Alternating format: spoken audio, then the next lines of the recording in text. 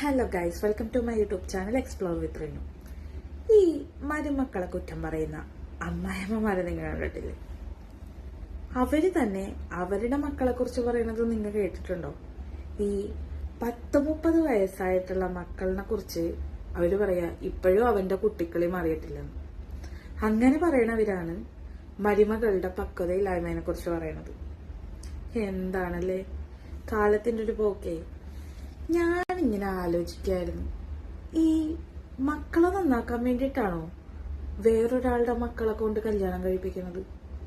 അവരുടെ മക്കൾക്കുള്ള കുറവുകള് അല്ലെങ്കിൽ അവരുടെ മക്കൾക്കുള്ള ദുശീലങ്ങളൊക്കെ മാറ്റിയെടുത്ത് അവരെ ക്ലിയർ ആക്കാൻ വേണ്ടിയിട്ട് പോകുന്നവരാണ് ഈ പറയണ നമ്മള്. ഒരിക്കലും അല്ല കേട്ടോ. എല്ലാവർക്കും, എല്ലാ ഗേൾസിനും വേണ്ടത് ഫിനാൻഷ്യൽ ഫ്രീഡം, ഫിനാൻഷ്യൽ സ്റ്റെബിലിറ്റി, ഒരു ജോബ്.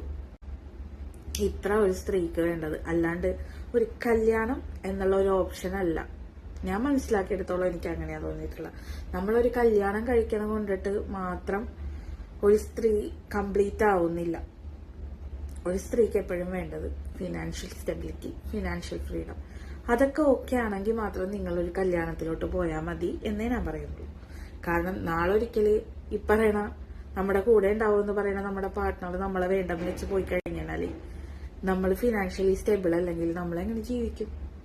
സോ ചിന്തിക്കേണ്ടിയിരിക്കുന്നു. Have A great day.